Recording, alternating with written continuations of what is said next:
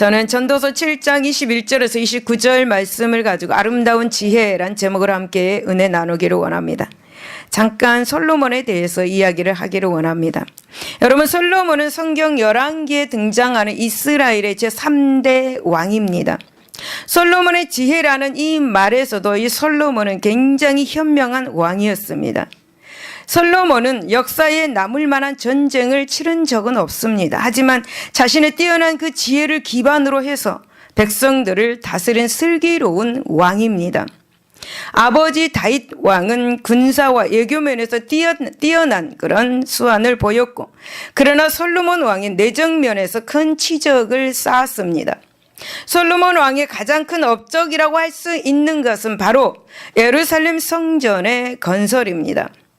솔로몬이 즉위한 지 4년째 되던 해부터 시작된 이 예루살렘 성전의 건설은 7년 후에야 마쳤습니다. 예루살렘 성전은 길이 60규빗, 그리고 폭 20규빗, 높이 30규빗에 이르는 장대한 석조 건물입니다. 여러분, 성경 11기에 보면 모든 돌은 돌을 다듬는 곳에서 크기에 맞게 잘려진 다음에 운반되었습니다.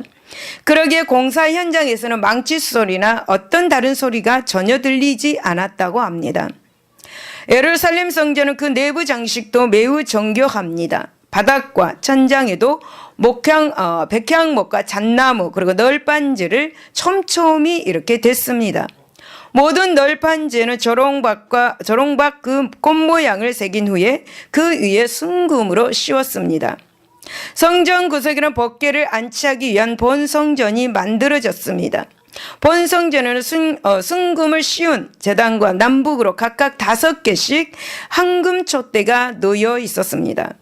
성전 안에는 정교한 금세공이 들어간 2개의 청동 기둥이 세워졌습니다. 그리고 그 밖에 바다를 상징하는 원형 건조물, 그리고 바퀴 달린 받침대, 대하, 그리고 단지, 그리고 부삽, 화분 등도 이렇게 청동으로 만들어졌습니다. 여러분, 솔로몬은 성전 건축을 위해서 두로의 왕 히람으로부터 도움을 많이 받았습니다. 솔로몬은 백향목, 잣나무, 황금 등을 공급받는 것에 대해서 답례로 밀과 올리브유를 선물하였습니다. 솔로몬은 근린 제국과의 교역을 통해서 축적한 이 부를 바탕으로 해서 훌륭한 건축물들을 잇따라 건축을 하였습니다. 솔로몬 왕은 예루살렘 성전을 완성한 후에 이제 자신이 거할 그 왕궁을 건축하였습니다. 이 왕궁은 길이 100규빗, 그리고 폭이 50규빗, 그리고 높이가 30규빗으로 예루살렘 성전을 능가하는 대형 건축물입니다. 45개의 기둥과 그 위에 대들보는 모두 백향목으로 이렇게 만들어졌습니다. 솔로몬은 지혜로운 판결로 재판정도 이렇게 역시 백향목만을 재료로 해서 만들었습니다. 그리고 솔로몬은 아내로 맞이한 이집트 왕 바로의 딸을 위해서도 웅장한 저택을 만들어 주었습니다. 여러분, 그런데 이러한 모든 건축물은 솔로몬의 출신이 부족인 유다를 제외하고 이스라엘의 모든 부족과 이 민족의 노동력, 착취를 통해서 건축된 것이었습니다. 여러분, 이처럼 가혹한 그런 강제 노동과 격심한 그런 빈부격차는 후에 이스라엘 왕국을 분열시키는 커다란 요인이 되고 말았습니다. 여러분, 그렇다면 이제 본문을 통해서 하나님이 주신 지혜가 무엇인지 살펴보도록 하겠습니다. 첫 번째 보면 지혜로운 자는 사람의 입에서 나오는 말보다 하나님의 평가에 민감해야 됨을 알 수 있습니다. 21절을 보면 사람들이 하는 모든 말에 내 마음을 두지 말라. 그리하면 내 종이 너를 저주하는 것을 듣지 아니하리라 라고 말씀합니다. 여기에서 여러분, 사람들이 하는 모든 말에 내 마음을 두지 말라. 이 말이 무엇이냐 하면 사람들이 나에게 조언하거나 충고하는 소리를 듣지 말라는 말이 아닙니다. 여러분, 이 말씀은 바로 사람들이 나를 두고 어쩌고 저쩌고 평가하는 말들에 민감하게 반응하고 그것에 맞춰 살려는 생각을 버려라 라는 그런 말씀입니다. 그래서 여러분, 사람들이 나에 대하여서 어떤 말을 하든지 궁금할 때가 우리는 참으로 많습니다. 그러니까 사실 사람들은 자신에 대해서 어떤 평가를 하는가 이런 것들이 참 궁금하죠. 그리고 어떤 평가를 하고 있는가, 어떤 판단을 하는가 이런 것들을 참 민감해 합니다. 여러분, 이런 사람들의 평가가 긍정적일 때는 어떻습니까? 마음이 너무나 기쁘고 너무나 만족합니다. 하지만 부정적인 일일 때, 나에게 대해서 부정적일 때는 어떻습니까? 굉장히 불쾌하고 깊은 실망과 그리고 좌절감과 그리고 절망에 빠지기도 합니다. 하지만 여러분 우리는 이러한 사람들의 평가에 민감하게 반응하지 말아라 라고 본문에서 말씀하고 있습니다. 여러분, 마태복음 28장 보면은 10장 28절에 보면은 몸은 죽어도 영혼은 능히 죽이지 못하는 자들을 두려워하지 말고 오직 몸과 영혼을 능히 지옥에 멸할 수 있는 일을 두려워하라 라고 그렇게 말씀합니다. 여러분, 사람들을 두려워하지 말고, 사람들의 판단에 두려워하지 말고 지옥에 멸할 수 있는 일을 두려워하라 라고 이렇게 말씀하고 있는데, 이 말씀이 뭐냐면 하나님 말씀 앞에 두려워하라는 것입니다. 그러니까 하나님의 평가에 두려워하라 라는 것이요. 하나님이 나에게 대한 어떤 평가를 하고 있는가, 이것에 대해서 두려워하라는 것입니다. 여러분, 사실 인간은 어떤 존재입니까? 여러분, 인간이라는 이 존재는 변덕스럽고 정말 근본적으로 악한 성품을 가졌습니다. 그러기에 사람들의 평가와 판단의 반응을 보이는 것은 본질을 훼손하기 때문에 그렇게 큰 반응을 하는 것입니다. 여러분, 요즘에 컴퓨터를 사용할 때 없어서 안 될 그 필수품이 무엇입니까? 마우스입니다. 여러분, 이 1990년대 초부터 대중화되기 시작한 이 마우스는 1970년 중에 더글라스 엔젤 바트라는 사람이 발명했습니다. 세계 2차 대전 당시 레이더 기술자로 활동했던 이 엔젤 바트는 컴퓨터에 대해서 학술회의에서 마우스에 대한 구상을 발표하면서 굉장히 큰 비웃음을 받았습니다. 그럼에도 불구하고 포기하지 않고 연구를 거듭한 끝에 마우스를 발명하게 되었고, 지금은 하나에도 얼마나 많은 그 어깨가 만들어져서 판매하고 있는지 모릅니다. 여러분, 역사상 최고의 발명가로 뽑히는 이 에디슨, 그는 어린 시절에 학업을 수행할 능력이 부족한 전응아로 선생님에게 학교에서 쫓겨나는 수모를 겪기도 했습니다. 그러나 여러분, 그 결과는 어떻습니까? 그는 자신을 가르쳤던 이 선생님의 의견과는 반대로 누구도 이루지 못했던 엄청난 업적을 이룩한 영웅이 되었습니다. 여러분, 이러한 사실에서 우리에게 주는 중요한 교훈이 있습니다. 무엇입니까? 본질을 깨닫지 못한 사람들의 선입견이나 부정적인 말들의 얽매여서는 결코 아무런 일도 이룰 수가 없다라는 중요한 그런 교훈을 우리에게 주고 있습니다. 여러분, 오늘날 많은 사람들은 무심코 그러한 말들의 지배를 받고 또 부정적인 삶과 그리고 자아도취에 빠져서 사는 사람들이 얼마나 많은지 모릅니다.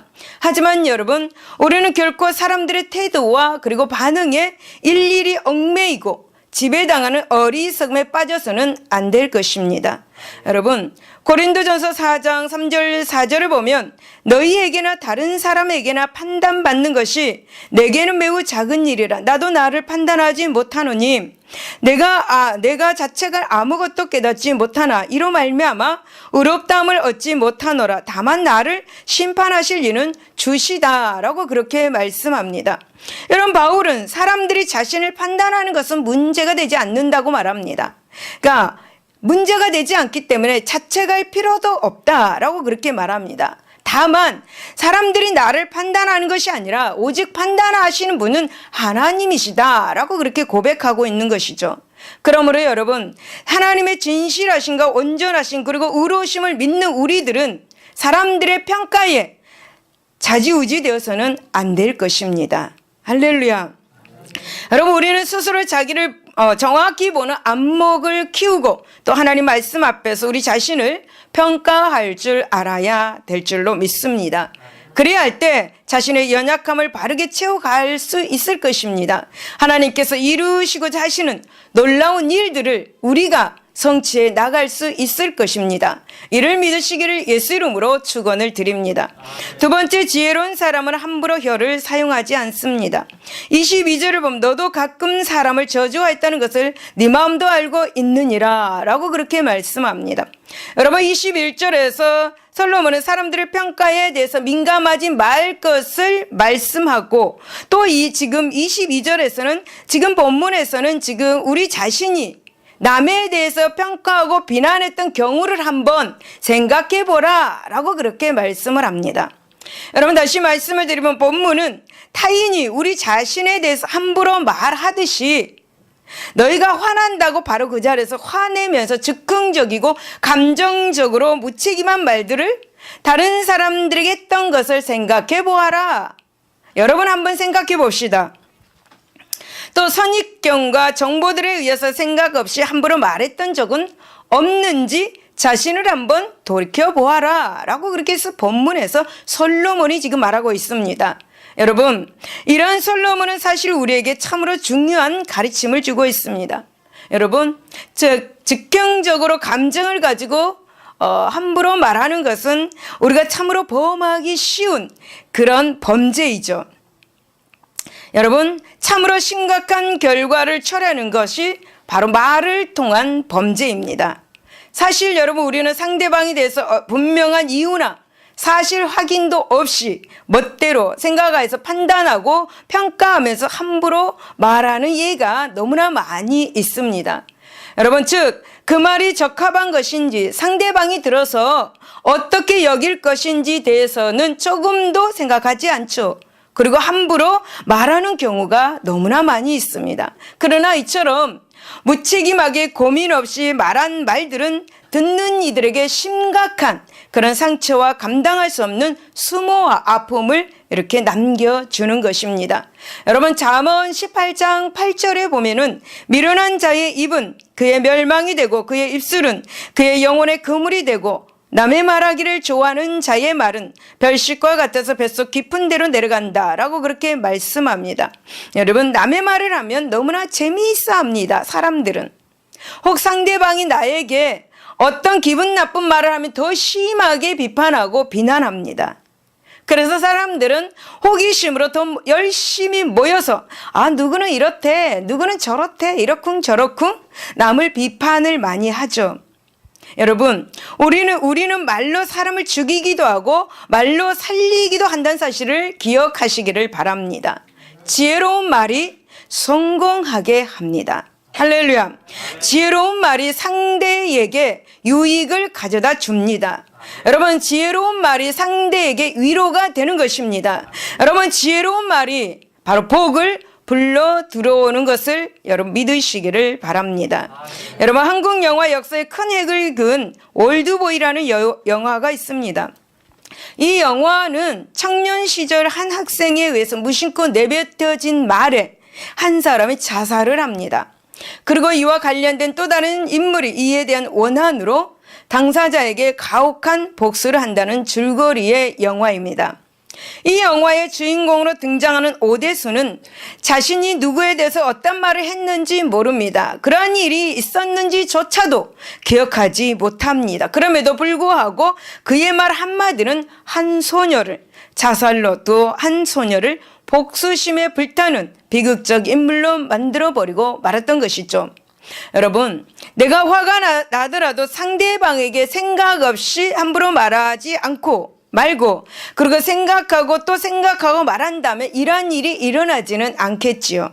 여러분, 어떤 사람들은 자기 마음대로 생각하고 다른 사람에게 말로 화를 풀어서 상처를 주고 나중에는 잘못했다라고 말한 사람들도 많이 있습니다. 그러나 여러분, 이미 사람의 마음에는 상처로 채워졌습니다. 그래서 그 사람을 미워합니다. 복수심을 가지게 만드는 것이죠. 여러분, 마태복음 7장 1절에서 2절을 보면 비판을 받지 아니하거든 비판하지 말라.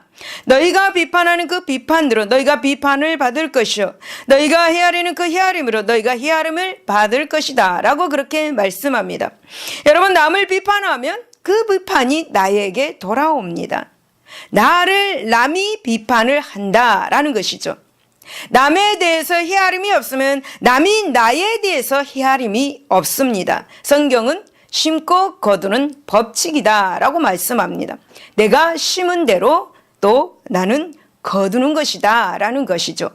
그러므로 여러분, 우리는 말의 습성을 바꿔야 될 줄로 믿습니다. 왜냐하면 야고보서 3장 6절에 보면 혀는 곧 불이요 불의 세계라 너는 우리 지체 중에서 온몸을 더럽히고 삶의 수레바퀴를 불사르나니 그 사르는 것이 지옥불에서 난다 라고 그렇게 말하고 있기 때문입니다. 여러분, 이렇게 혀는 매우 가공할 위력을 가지고 있기 때문에 말의 습성을 우리는 바꿔야 될 줄로 믿습니다. 여러분, 아무리 부지 중에 의미 없이 내뱉은 말이라 할지라도 그것을 듣는 상대에게는 생명을 위협할 만큼 큰 상처가 될 수 있습니다. 우리는 이러한 말의 위험성을 기억함으로 신중하고 깊이 생각하여서 말하기 전에 좀 더 생각하고 좀 더 민감하고 좀 더 고민하는 자세를 갖추었으면 정말로 좋겠습니다. 여러분, 이것이 바로 삶의 지혜입니다. 이 지혜로운 삶을 사시는 저와 여러분이 되시기를 바랍니다. 세 번째, 참된 지혜와 우리 사이에는 이을 수 없는 큰 간격이 존재합니다. 23절과 24절을 보면 내가 이 모든 것을 지혜로 시험하며 스스로 이르기를 내가 지혜자가 되리라 하였으나 지혜가 나를 멀리하였도다.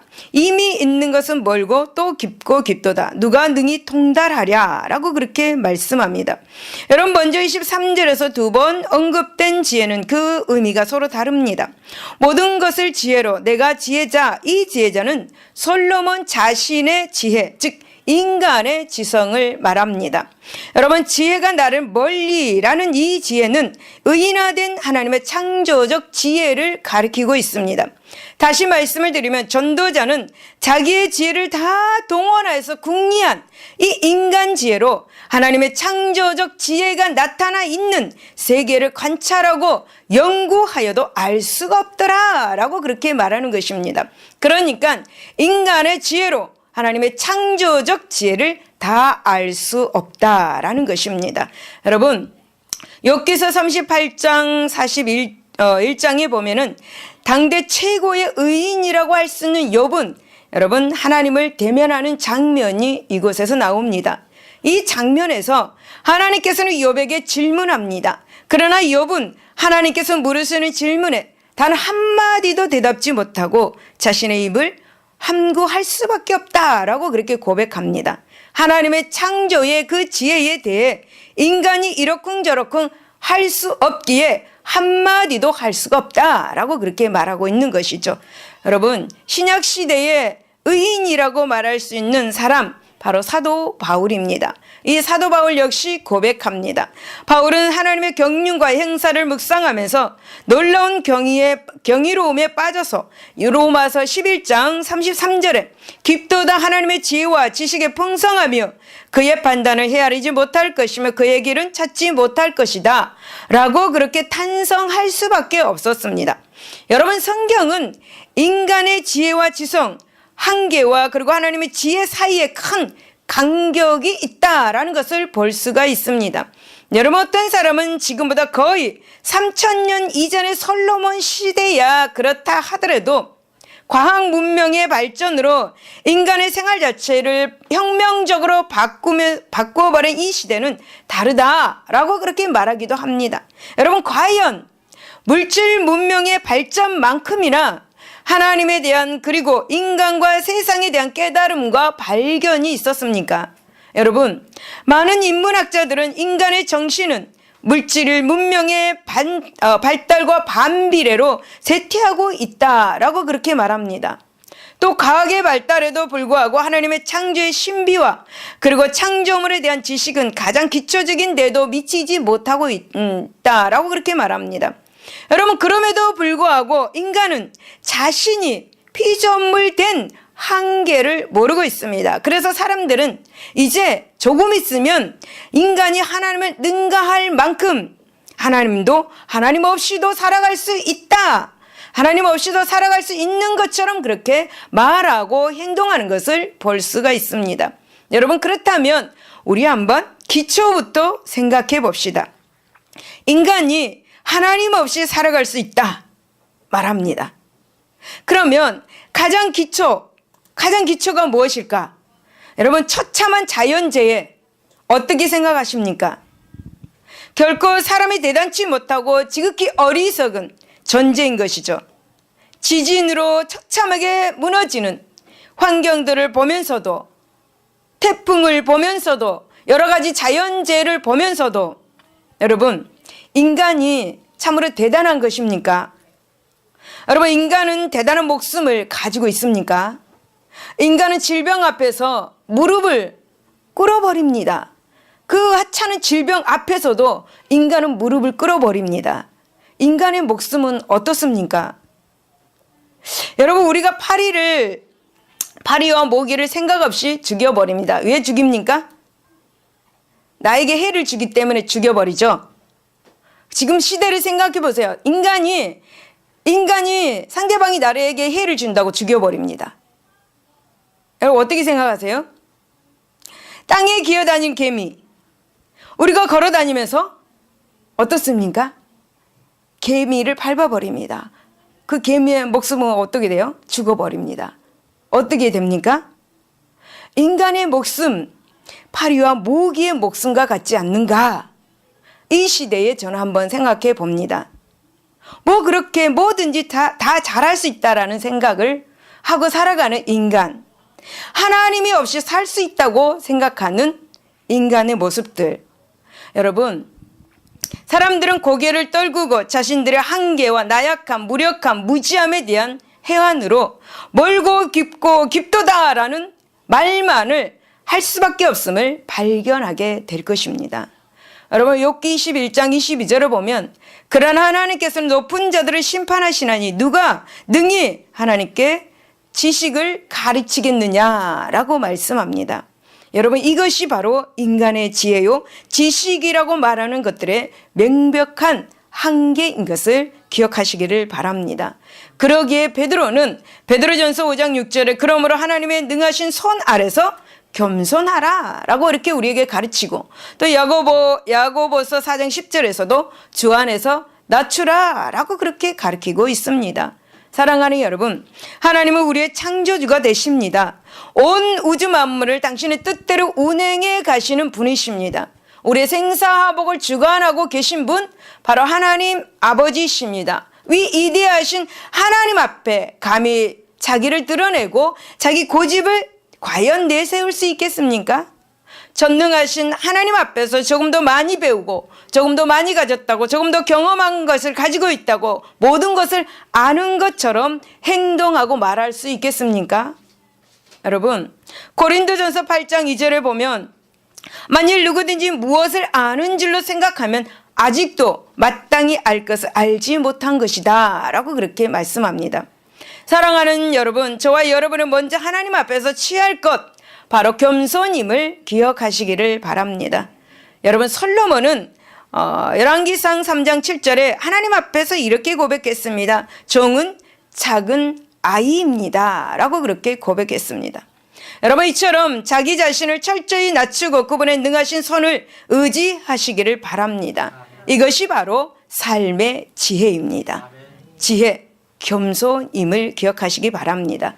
여러분, 겸손히 하나님의 손을 의지할 때 우리는 우리 스스로의 수고와 노력, 궁리로 얻을 수 없는 하늘의 신령한 지혜를 은혜 가운데 공급받게 될 것입니다. 하나님의 지혜로 누구보다 지혜로운 삶, 복된 삶을 사는 저와 여러분이 되시기를 바랍니다.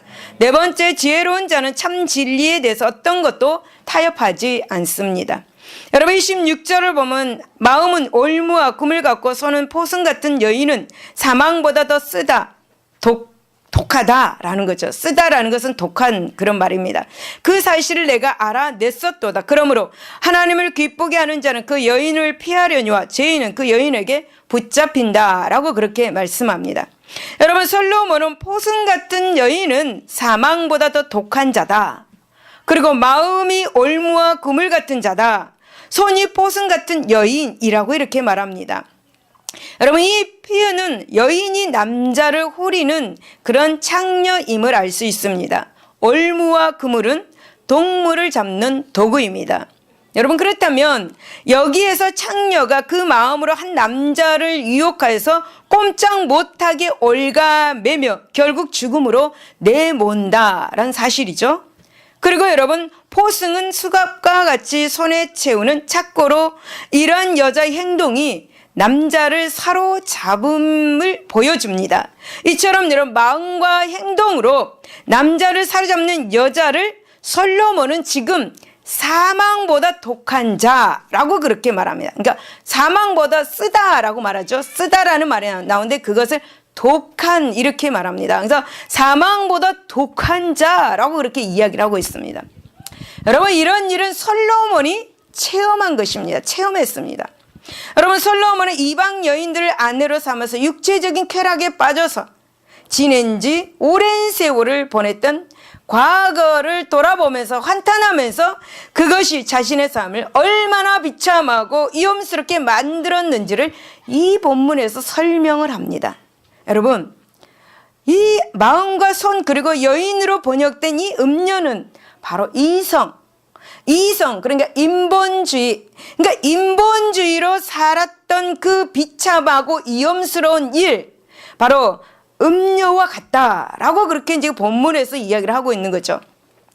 그래서 이 이성을 구체적으로 솔로몬은 이야기합니다. 이 이성을 이해할 수 있도록 지금 자기가 체험했던 이방 여인과의 그런 관계 속에서의 일을 이야기를 하는 것입니다. 여러분, 이처럼 이 이성은 인본주의는 올무와 그물, 포승, 사망보다 독한 자라고 표현하고 있는 거죠. 여러분, 이성, 인본주의를 절대시하는 삶의 자세가 하나님에게서 멀어지게 하고 결국 그 같은 자세를 고집하는 자를 사망의 자리, 파멸의 또 자리로 떨어뜨림을 당할 것이다 라고 지금 본문에서 말하고 있는 것입니다. 여러분, 여기서 마음이 올무와 금을 갖고 손이 포승 같은 여인이라는 이 말씀, 인간적 이성보다는 하나님의 계시와 깨달음이 더 중요하다라는 것을 가르쳐 주기 때문에 지금 예를 이렇게 든 것입니다. 여러분, 즉 인본주의 지식과 그에 대한 추구와 집착 등을 나타내는 것으로 보면 되겠습니다. 여러분, 솔로몬은 여기서 인본주의, 즉 이성의 그 사상이 올무와 그물, 포승처럼 사람을 구속하는 강한 흡입력을 가지고 있다라고 그렇게 말합니다. 여러분, 이성은 온갖 호화스럽게 매혹적인 눈으로, 그래서 여러분 한번 빠져들면 좀처럼 헤어날 수 없고 사망으로 이끄는 치명적인 독성을 가진 위험스러운 것이다 라고 지적을 하고 있는 것입니다. 그래서 여러분, 인본주의 사상에 대해서 인간의 반응은 두 가지로 나타납니다. 하나는 이것을 피하는 것, 그리고 또 하나는 그 유혹에 사로잡히게 되는 것입니다. 여러분, 그렇다면 누가 이런 위험한 사상을 피할 수 있겠는가? 여러분, 솔로몬은 본문에서 이 이성, 이 음녀 같은 이성을 하나님을 기쁘게 하는 자만이 벗어날 수 있다라고 말합니다. 하나님을 기쁘게 하는 자만이 인본주의 가치관에서 벗어나고 오직 하나님을 섬기는 인본주의적 지혜를 얻게 될 것이다 라고 그렇게 말하고 있습니다. 여러분, 본문에서는 단지 하나님을 기쁘게 하는 자라고 간단히 설명하고 있습니다. 그러나 여러분, 이 하나님을 기쁘게 하는 것 얼마나 힘들고 어렵습니까? 힘든 일입니다. 왜냐하면 세상은 하나님을 대적하고 멸시하면서 부정하는 방향으로 나아가고 있기 때문이죠. 즉 세상 곳곳에 배어있는 모든 문화가 하나님을 대적하는 그런 문화이기 때문에 정말 하나님을 기쁘게 하는 것 너무 어려운 일입니다. 여러분, 하나님의 말씀은 세상 풍조와 거짓 학문을 배격합니다. 그래서 하나님을 섬기며 예배하는 삶을 결단과 각오 없이는 불가능한 일이죠. 여러분, 성경에 나오는 이 다니엘과 세 친구 사드락과 메삭과 아벳느고의 삶을 보면은 알 수가 있습니다. 여러분, 그 당시 그들을 포로로 끌려간 곳은 바벨론입니다. 바벨론에서 지금껏 그들이 상식이라고 생각했던 모든 것들이 부정되던 곳입니다. 또한 하나님, 그분의 존재를 인정하는 것조차도 무시받고 경멸되는 곳, 바로 바벨론입니다. 여러분, 바벨론에서는 하나님을 온전히 섬기는 것, 바로 죽음의 이유가 되기까지도 했습니다. 여러분, 이곳은 불신과 거짓과 비진리가 팽배한 곳입니다. 이처럼 자고 먹고 입는 모든 것에 불신과 거짓이 찌든 그곳에서 철저히 하나님만을 섬긴다는 것, 어떻게 생각하십니까? 얼마나 큰 희생과 고초가 따르는지는 불보듯이 뻔한 일입니다. 그러나 여러분, 그들은 결코 신앙의 자리를 벗어나서 불신을 따르지 않았습니다. 진리의 길을 벗어나서 거짓을 쫓지 않았습니다. 경건의 길을 떠나서 불경건과 제약의 길로 나가지 않았습니다. 여러분, 세상 사람들이 볼 때 이들의 행동은 어떤 행동입니까? 그곳에서 바로 자살 행동입니다. 그래서 여러분, 실제 그들은 새를 녹이는 풀무불에 던져지기도 하였죠. 굶주린 사자들이 득실거리는 굴에 던져지는 일도 겪었습니다. 그러나 여러분, 그들은 스스로의 목숨을 포기한 것처럼 여겨지는, 그야말로 무모하게 여겨지는 그런 삶을 살았습니다. 그러나 여러분, 이들은 보호와 형통을 체험하였고 또 하나님의 보호와 그리고 은혜 가운데서 세워지는 축복을 누리게 된 것, 여러분 기억하시기를 바랍니다.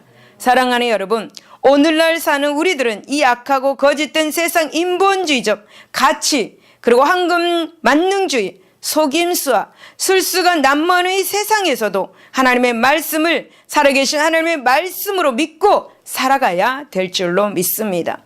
여러분, 물론 세상은 우리를 하나님의 자녀로, 천국 백성으로 이렇게 살아가도록 내버려 두지는 않습니다. 온갖 거짓 가르침으로 우리를 미혹할 것입니다. 여러분, 인본주의, 그리고 진화론, 종교다원주의 등 무신론의 뿌리를 둔 거짓 가르침으로 우리의 신앙을 오염시키려고 할 것입니다. 우리 속에 새겨진 참 진리를 희석시키려고 들 것입니다. 그러나 여러분, 우리는 세상에 속한 자가 아닙니다. 우리의 시민권은 하늘에 있습니다. 여러분, 우리는 하나님의 말씀으로 거듭난 거룩한 하나님의 백성들입니다. 여러분, 믿습니까? 여러분, 거듭났다라는 무슨 말입니까? 이 거듭났다라는 말은 우리의 영혼과 우리의 지식과 우리의 생각까지 하나님 안에 있다라는 그런 것, 바로 그것이 바로 거듭남입니다. 그러므로 사랑하는 여러분, 세상이 달콤한 말로, 악하고 포악한 말로 강요하듯 거기에 현혹되지 않기를 바랍니다.